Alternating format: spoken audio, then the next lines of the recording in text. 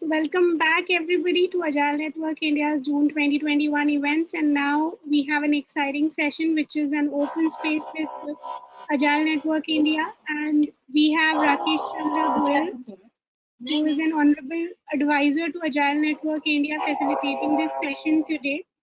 So this is going to be an exciting session where you all can come up and share your thoughts and ideas with us.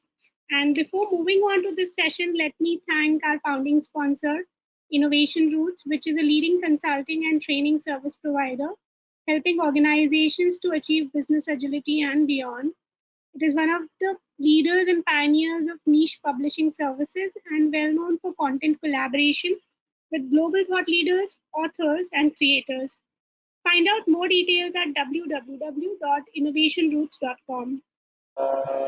We also have Agile as a sponsor, which is a product offering. I could hear somebody's background noise. Can you all please mute your microphones? Thank you. So I would like to thank our sponsor Agile, which is a product offering from Tata Consultancy Services Limited. It is a purely cloud-based enterprise agile planning tool along with DevOps capabilities. Enterprises can use Agile to adopt agile practices or scale across multiple Scrum and Kanban teams using enterprise scaling frameworks such as SAFe, Disciplined Agile, LESS, and more. You can try out Agile for free for up to 20 users for 30 days by signing up at agile.io or reach out to us for any inquiries or exclusive product demo. Check out the Agile page on Agile Network India's website for more information. Simple steps to follow for our participants when there's no discussion going on. When there's discussion going on, you can unmute yourself and come on the webcam. I request everybody for the next sessions as well to join 5 minutes prior to the start time. Use high quality speakers or headphones for better sound quality. Please keep your microphones muted and videos disabled when the facilitator or presenter is speaking. And the questions can be taken via chat box, and in open space, you can come on the microphone and webcam as well. And at the end of the session, we will be sharing the feedback forms after the event so that you can fill in the details and help us improve in the future events. We appreciate your cooperation. And now I hand it over to Rakesh Chandra sir and begin with the open space with Agile Network India. Good afternoon, Rupesh. Good afternoon, and sir. Welcome everyone here. Please take 2 deep breaths and speak with me Om.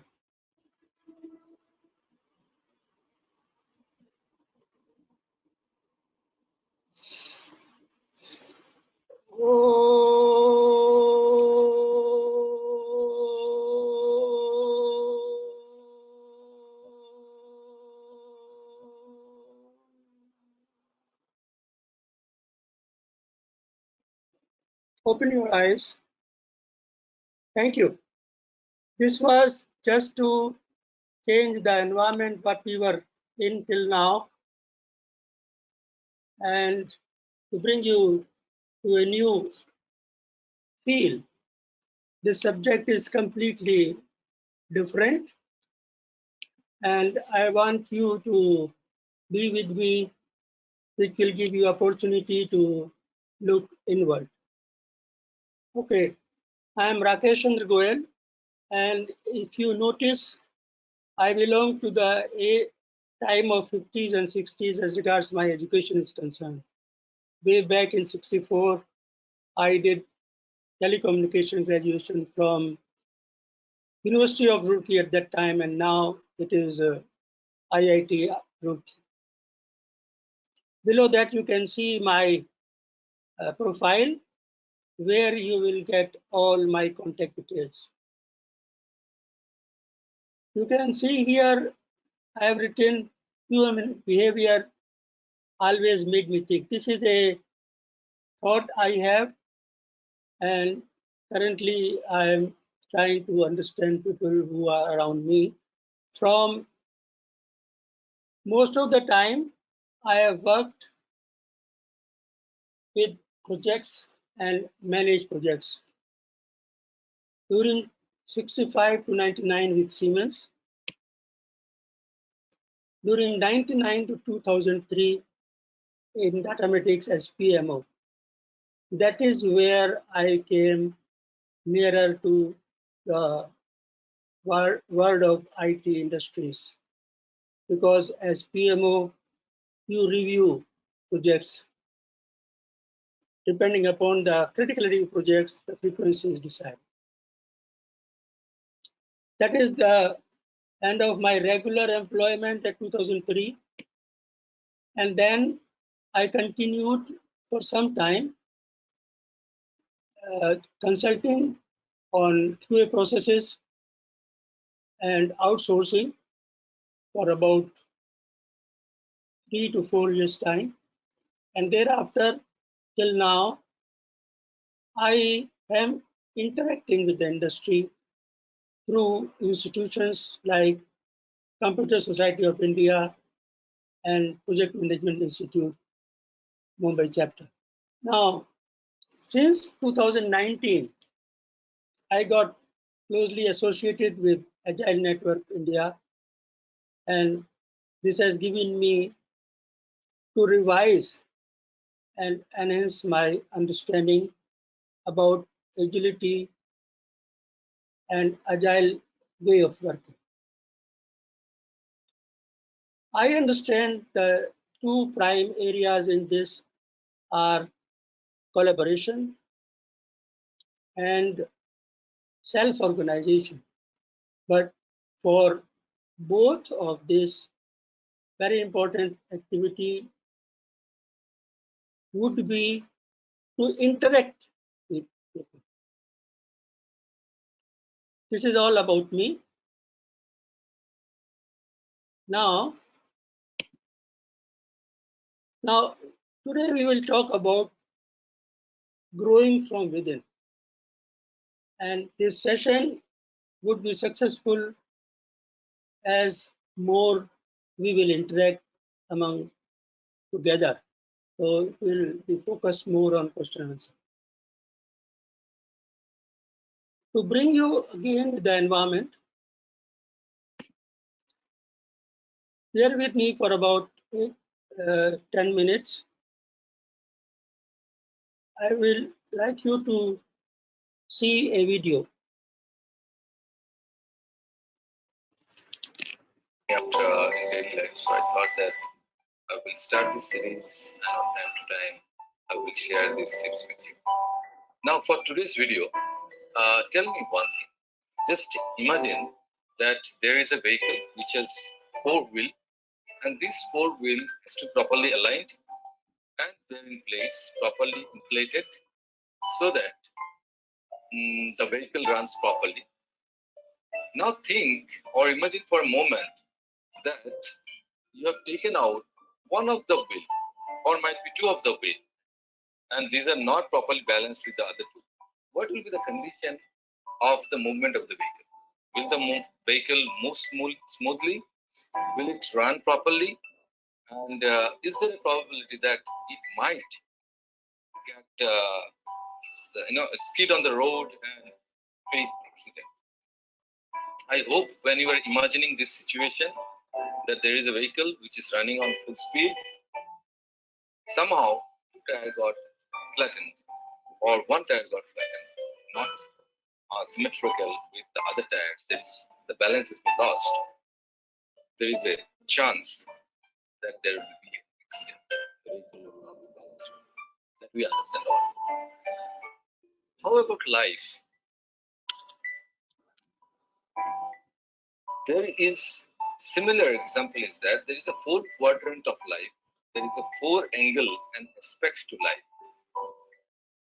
And if we are taking out or we don't give attention to any one of the quadrant the life should be comprised of, then there is a 100% probability that the life will not run as smoothly as it should be, like the example of the vehicle. And let me just tell you simply what is that? What are those four quadrants? It is not a new thing. It's already there in scriptures. It's already it's been uttered 5,000 years old. But somehow, I think it has helped me to understand. So I'm just trying to share with you all. Lord Krishna has told in Gita in one of the chapter that the fourth quadrant of life is this four. One is dharma, earth, kam, and moksha. Dharma is that, though we call it religion, but I personally feel that it's not that the bigger, collective religion. He wanted to mean the persons, men's and women's or human beings' personal belief system. Lord Buddha has said that your thought process comprises of your life, your destiny. Similar thing, whatever the thought process or belief system we maintain, gradually that builds our life, our destiny. So that is what that one quadrant Krishna told that by religion. Next is earth. Normally, earth is that the financial means with which I can or we can run our life, live our life comfortably. But at the same time, earth means the purpose, the meaning without which we lose the meaning of life. That is the second quadrant. But we, most of the time, from our childhood, when we start getting education, focus more on financial freedom and we run after that. The third is calm, where it means that the deserts, because when we get the whole takes shape, there is a the force and inside how you test it properly comes good. As I is that the wish is that the desert forms that. But if the desert is not properly channelized, there is a problem that it may take us to different direction. So desert is one of the third quadrant, and the last one is Krishna told is the moksha, liberation or freedom. Freedom from what? Freedom from our own thought process, our own mind, which basically stops us, confines us, limits us. If I am in pain, I am the root cause of that pain. So liberation from all kind of sorrows, that is what we meant by liberation. So we understood right now that four quadrant Krishna meant that if we are going to have an holistic life, a fulfilling life, complete life, that Brahman kind of complete life, then we need to focus on all this quadrant equally and see that we are cultivating and developing this in equal amount. If we are focusing and imbalancing, or we are not properly focusing any of the quadrant and becomes weak, then definitely similar to the example of the car, that we are not going to balance life. One is, I'm repeating again, one is dharma, your belief system, our belief system, which will every day push me throughout the life. Second is earth, it can be financial freedom, we will focus more on this, but more the purpose and the meaning of life, finding out that what makes me complete, what makes me, gives me meaning in my life. Third one is the desire angle, and the last one is liberation. A lot of time in the earth or the desert is such that these are entangled with each other and we give more focus throughout our life. Somehow we lose the focus on liberation moksha part. But I think ultimately we know that human beings are looking for everything for happiness. Ultimately, somewhere in the corner, we look for happiness, and that is the root cause, the seed of liberation. But it is not that liberation has to be practiced. A lot of time you believe that spiritual practices or liberation, all these things you practice end of the life, or when I have enjoyed everything in life, then only I'll go and then start thinking about liberation. No, we have to understand that when my body, my soul, my mind, everything is strong enough, I think we should start the journey and to understand this. That should be the aim. And liberation does not mean that something that heaven is there after death or our death, we'll be going there, so something we have some liberation. It's not like that. Vedanta philosophy or Upanishad is saying, or Gita is saying that liberation is over here. If you are not attempting to attain over here, you are not. So it can be attained over here. That's why in Gita, Krishna has mentioned that Uddhareta Atmana Atmana means free yourself. You have to work out for your freedom, nobody else. So I think this is for today. I thought that I will share this aspect of uh, that portion of the Gita where Krishna has told that what is the meaning of the wholesome life, holistic life, and what are the four quadrants.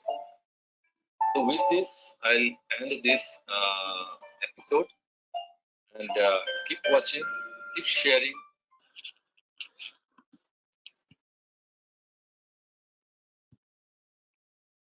Hello, friends.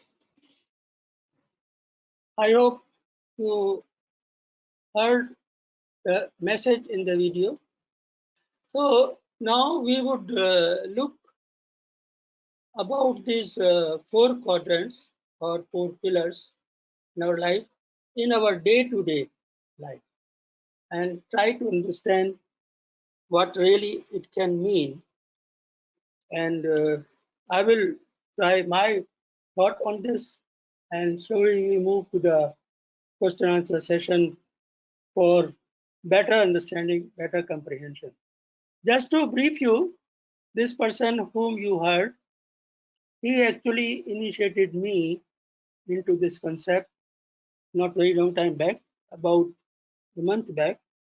And during last month, almost every day we were having so-called meditation healing session, about half an hour in the morning. And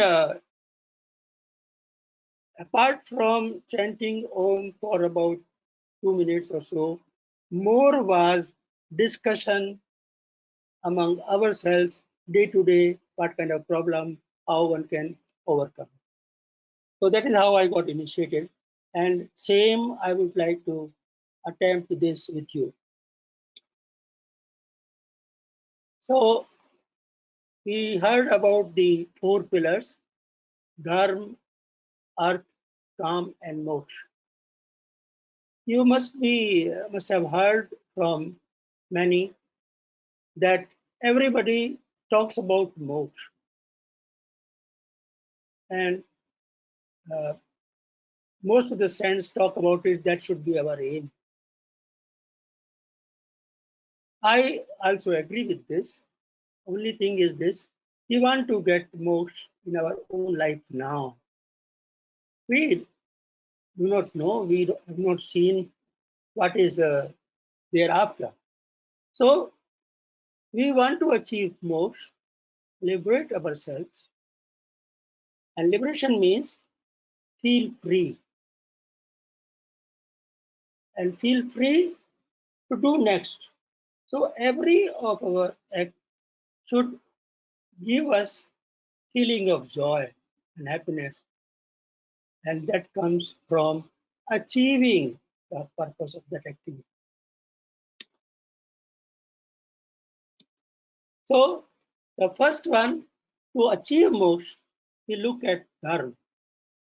We heard that it reflects the person's own belief system, and we every day we are busy in our work, at home, with friends, and in the company. So for me, dharma is dharma. That means my work with my own people at home, with the friends, and the time we spent in a professional organization or whatever professional activity. But then to get real result from it, we have to do all our activity earnestly, truthfully, with divinity. I think meaning of all these three words is quite clear, but be with me when I say truthfully means really what you want to do. Don't deceive yourself. Earnestly means follow the organization's method or the what way, what work to be done. And divinity means knowingly your work, your activity should not disturb anybody's feeling or should not create any disturb behavior because of your work. So that is the meaning that you do all your activity earnestly, truthfully, and with dignity. Now, to do any activity, we need purpose. That is the meaning of earth. Financial aspect is will automatically get covered. Now, in this, I will try to narrate you one instance. I was attending one session.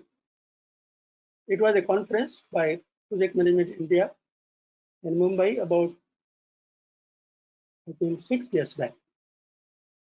And they had invited one lady yogi, and she wanted to explain to the project managers the meaning of art. She narrated the dialogue between Lord Krishna and Arjuna. You must firstly understand Lord Krishna is a guru for him, and his role was to keep Arjun on the track. And Arjun was deviating from the track. He was feeling, oh, I have to fight, kill my own people just because I want to win and get the kingdom. And then Krishna told him, no, that is not the purpose of this fight. Purpose of this fight is to remove bad people, remove adharma from the life, and so that people can live better life. To relate this, she asked question from the project managers present. When you execute projects, what is your purpose? People narrated many, and some of them said, yes, if we do project, we will get promotion. And then they got it. She says, no, your purpose of your project is towards your customer. And you have done that, then the project will be success. And the promotion is a byproduct of your success. So focus on your purpose. And that is why I say the financial aspect of earth would get addressed when each activity we do fulfilling its purpose. Third is calm desires, the most powerful tool. If you are not full with your desire to do an activity, you would not be able to do justice for them. And your desires have to be channelized, means focus all your capabilities to achieve the purpose of your activity, and then only your activity would be meaningful and will achieve its results. So desire is important. Because if you are not feeling like doing an activity, you feel lazy sometimes, or you are not able to focus. So maybe you getting digressed. And if it is so, then you have to look inward. What is disturbing me? Why I'm not able to focus? Am I wasting my energy on unnecessary things? And understand the meaning of what is those unnecessary things. So channelize your efforts, channelize your desires, and then you will achieve your purpose of your activity. And when that happens, you must have experienced this. But when you do something the way you want it to do, and the way you want it to see its effect, you have a different kind of a joy. That I call it Sacha Anand in Hindi, means real happiness. And that is why following your dharma, understanding the purpose, putting your efforts in right direction, you will achieve your moksha, that means your activity will be successful. These activities can be at home with your family. This can be when you interact with your friends, and this can be when you come to your work. Now, here I want to express my personal opinion. I believe all of us primarily, inherently, are agile people. Agile means adjust yourself to the environment, achieve your goal with understanding of the people around you. Collaboration, interaction, and organizing yourself. We do it wonderfully at home. We do it very well also with your friend circle. But moment we enter our office, don't you feel something happens? And we are not able to follow this route. This is what I want you to look inward. What is that in that environment, the professional environment, which is disturbing us? And you have to be collaborative in your approach and be ready to change to find out what is lacking and be instrumental to bring that change. Then all your activity will reach its purpose and you will feel joy. This is what I wanted to talk, what I have understood, what I have followed from this video, which made me enter into this new understanding.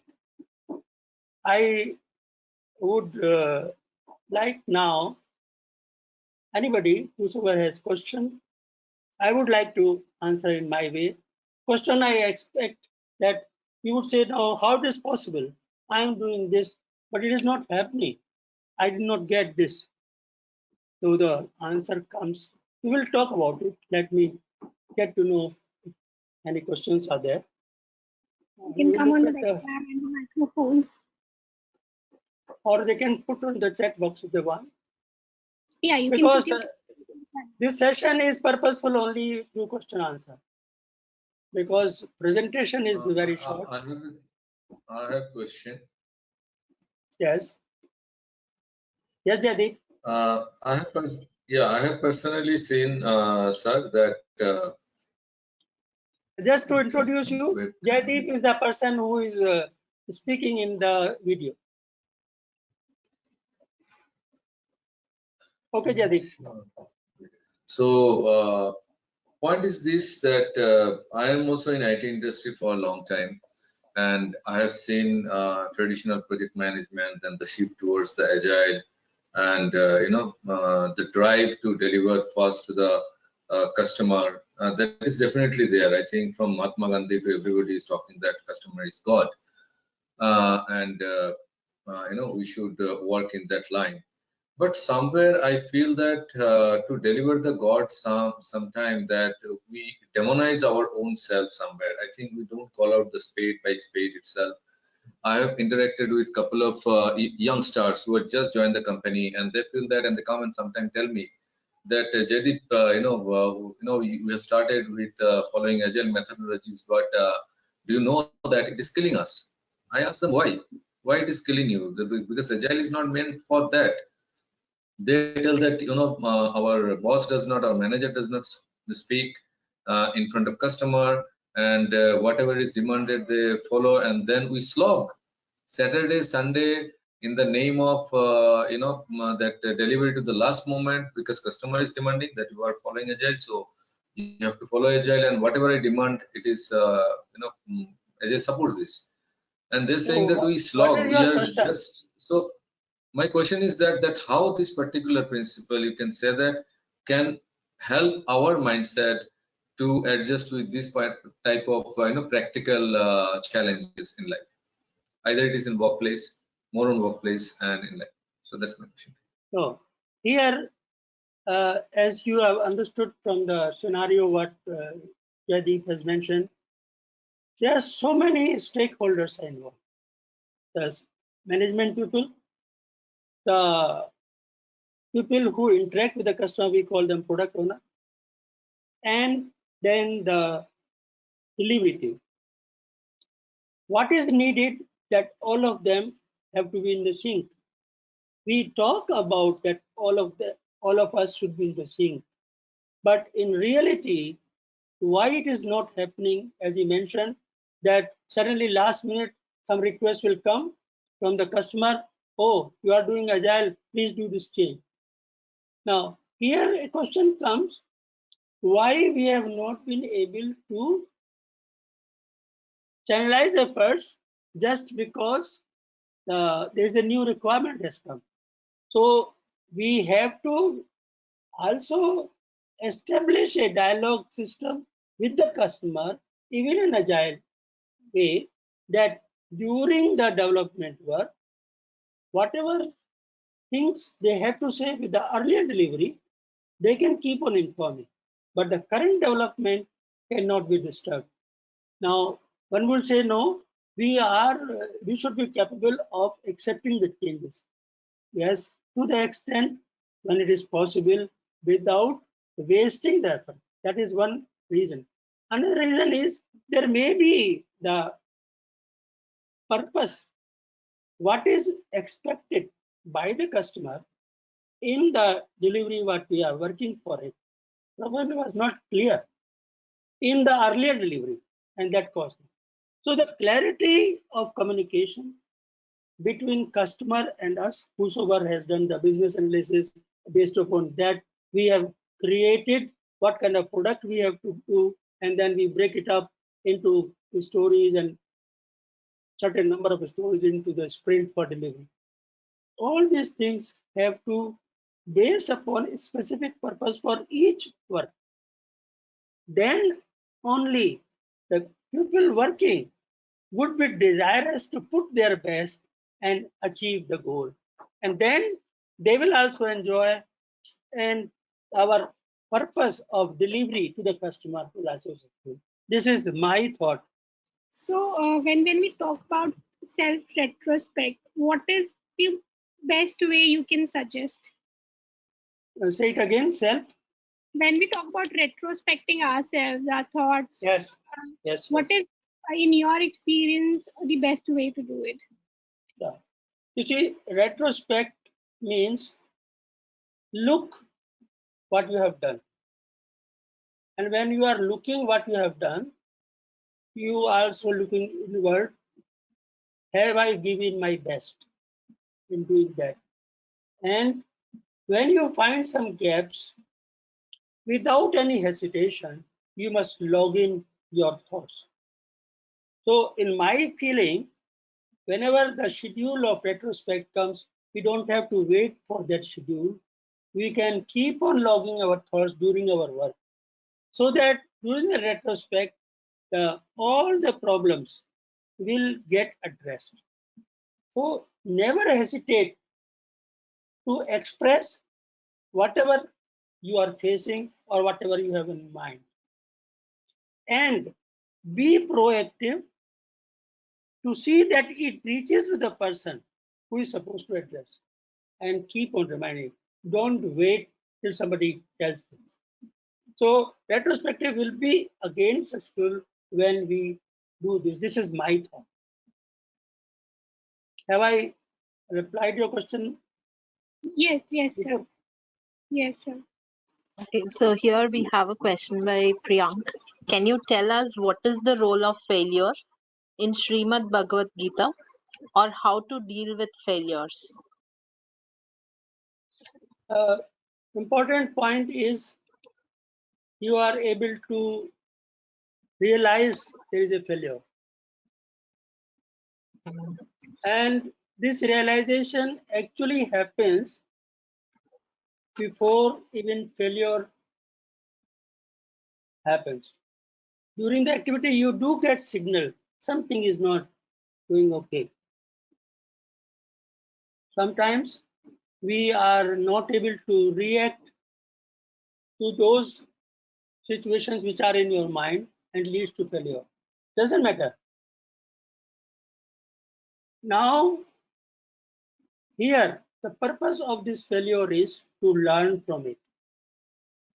So now your next karma is to analyze this failure and improve your working method or working tools or working information or communication, whatever you had, so that next time things will become better. Now, here, one important point more I want to mention. Failure, you come to know about some past activity. So, one very important point one should understand, never brood about mistakes. Sometimes you keep on blaming yourself that it happened because of me and it's difficult to come out of it. You can learn from the failure, analyze the failure, but never brood about it. And based upon that, work your present activity. That is my understanding, Priyank. What do you want, or what do you want? Then what you can and what would you achieve?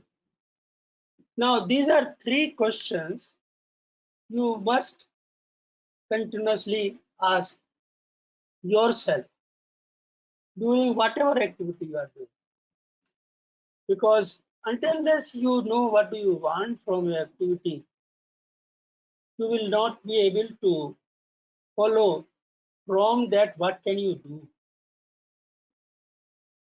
And that is very important what you can do, because if you are not able to do what you want, then you will look around how to do what I want. Look around from the people around you, colleagues, seniors, or environment. And then also try to understand how would you like to achieve what you want. These three are the three basic questions one should always ask oneself in all circumstances. Next. So the best can be done for answering these questions is everybody must have heard the SWOT analysis. That means analyzing strength, weakness, opportunities, and threats. But in this case, you have to do self-SWOT analysis. Understand your strength, understand your weakness. That is very important to know. Otherwise, you would not be able to change that into strength. And opportunities, obviously, should be look around. What are opportunities for me to perform? And if there are some threats which are disturbing your work speed, work performance, you must know that also. Important here is you have to do this analysis very accurately and truthfully again. Do not deceive yourself. No, I can do this. Look inward. Are you really equipped to this? Knowledge-wise, experience-wise, do you have enough information to do that? And if not, where from to look around. So once you do this, you will be able to bring up yourself together to achieve in your purpose or the activity you want to do, put your full desire, and then you will enjoy the success of it. By looking inwards, doing self-analysis, you will be able to know where are the gaps and how to fulfill it. Internally, my own effort, and be always be proactive to demand. This SWOT analysis, I believe, has to be done by everybody in the organization. In each role, when a leader is there or a manager is there, he is not expected to wait for the problem to come. He has to proactively look around, keep eyes and ears open, seek, is there anything wrong? And that's why the new word has come from leader to servant leader. The leader has to serve people to whom he has to be. And now very often people say, no, I want to change my job. Again, this SWOT analysis will help you. Why you want to change? Are you unhappy? What are those things which create unhappiness from you? Where you want to go? Will the environment will be better? Look again in detail where you want to go. Then, whenever you apply for a job, look inward. Are you able to do that job? Just certification or a training is not enough. Have you done it earlier? Do you know what all is required to perform that? And once you do this analysis and then look for a change, I believe you will have better success. And purpose is again to move from sorrows to happiness. And that's the, I say, moksha. So I personally believe this tool of self-SWOT analysis can be very useful in the current work or even in the new work what you want to do. These are my thoughts. And it was a wonderful session, sir. Thank you so much. You have brought in some. I want to invite everybody to please connect with me. On LinkedIn, you will get my phone number, my email ID also. Fire all your questions to me. I'll do my best. And if you want to join our session, which we call it meditation healing, which is more discussion mode what I have done today, you are welcome there also. Thank you very much. Thank you. Thank you once again, sir. And I can assure everybody that sir would be responding to all our queries. He's I love to interact. The youngest member in the community, and we love getting such informative insights from him. So thanks again once again, sir. This was very unusual insight that you have brought to all of our lives.